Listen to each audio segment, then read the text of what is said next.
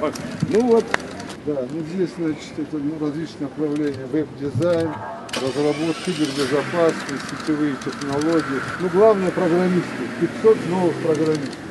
Наглядно. Около 7500 квадратных метров. Вот эта вот часть, это, собственно, то, что отведено под образовательный блок школы 21, то есть, собственно, как раз обучение программистов.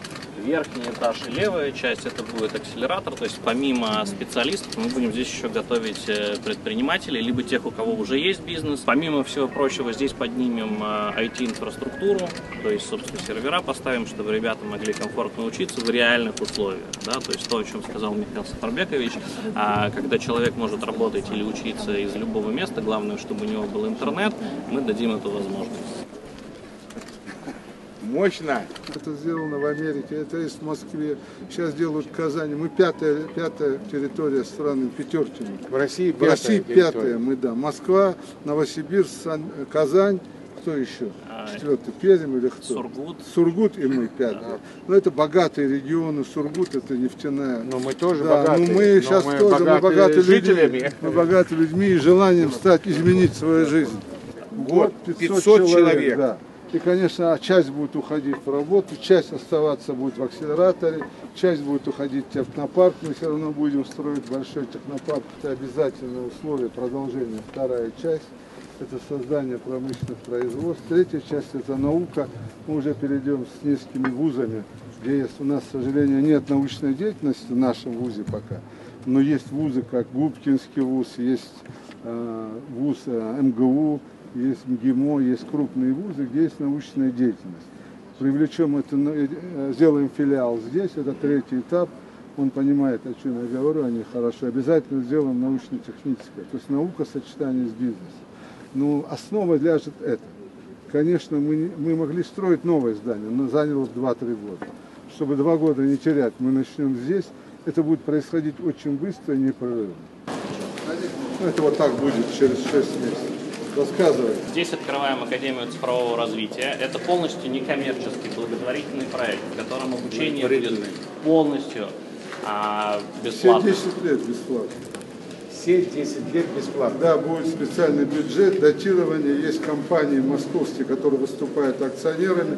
Это строительные большие компании, которые строят города целые. Они выступят акционерами, ежегодно будет датироваться миллионы долларов. Сейчас на рублях это где-то 200 миллионов на содержание, на оплату электроэнергии, свет, учителей, ну все это. И проживание иногородних. Да. Это же благотворительный фонд делает. Это же не просто вот там зарабатывание денег. Людей просто научат работать, жить в новых условиях. И будущее они будут видеть. Вот это огромный, самый современный конференц-зал на приблизительно 200 человек с самыми современными мультимедийными технологиями при реализации. Зачем он нам нужен? Для того, чтобы тех, кого мы не сможем сюда привести физически, вживую организовать общение между теми, кто живет в республике, и теми, кто живет в других странах или в других регионах, но сюда приехать не может. Это могут быть известные программисты. В этом мы, уже не как благотворительный фонд, а как промышленно-финансовая группа, сделаем прямые инвестиции в 3-4 проекта, в технологических проектах, здесь, показать. Вот когда они получат свои первые программисты, мы вместе сделаем продукт, пригласим инвесторов и сдадим, заинтересуем, замотивируем снижением налогов и новыми условиями функционирования, а мы дадим прямые инвестиции. Таким образом мы покажем сразу в первый же год, второй же год покажем, здесь начнет работать. И после этого подтянется инвестор. Это будет очевидно уже через 2-3 года мы увидим результат. Да, новые технологические компании, которые будут зарабатывать деньги, которые будут вкладывать. И это вот уже в весне-марту мы можем уже начнем, принимать. Да. Мы начнем принимать заявки. Собственно, в марте мы начинаем принимать первых участников кампуса Академии, то есть это образовательная часть. И где-то в апреле стартует отбор предпринимателей, то есть май-июнь мы планируем запустить первые потоки акселератора. Значит, там должны быть коммуникации. Там должны быть коммуникация и инфраструктура, то есть нам для всего нужно стабильное электричество, стабильный интернет. Но мы до этого должны полностью обеспечить хотя бы электроэнергию. Если мы хотим сделать республику, а ваше желание это, ваш задор, я понимаю, что наша мечта с вами. Да. Сделать технологическую республику без электричества, она не может быть технологической. Поэтому мы должны решить вопрос электричества. Но это мы с вами, под вашим руководством, я думаю, мы это решим. Всего здесь будет порядка 300, 250, 280 учебных мест. Плюс, соответственно, тот самый конференц-зал на 200 мест. Но при этом мы сможем учить сильно больше.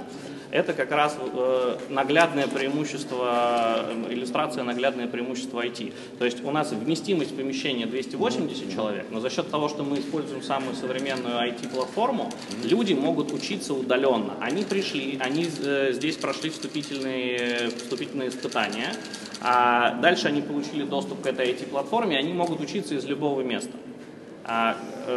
Дома, вечером на работе мы планируем... И это все обучение будет бесплатно. Да, и оно дает нам порядка, скажем так, более 500 выпускников в год. Мы надеемся, что на самом деле получится даже больше. То есть пока мы ориентируемся Они будут вот на сертифицированы, такие... будут необходимы выданы документы. Это совершенно новый мир, в котором мы зашли, и мы больше не выйдем оттуда. В Белоруссии мы зашли же один раз, 10 лет назад. Белоруссия является одной из ведущих стран. И этим я занимался, и это все не так сложно. Нужно желание, воля и умные люди рядом. И, конечно, чтобы была полная поддержка власти. Вы знаете, без вас ничего не будет. Поддержка будет, я думаю, и правительство Российской Федерации. Вот сейчас вот эту всю концепцию, все это, конечно, будет доведено и в части энергетики, в части обеспечения воды и других вещей, мы должны это продумать, конечно. Пока вот это здание, ну понимаете, же огромное выкупленное здание, да? И кампус, к которому мы сейчас перейдем. Но для республики, для каждого жителя, особенно для молодежи, тем более у нас возрастного здесь нет. То есть желание может и 18 лет, хоть до 60. Да? Приходите. Вы знаете, представляете, насколько можно себя найти в этом разосом. В целом, настолько десятки шагов вперед в технологическом плане.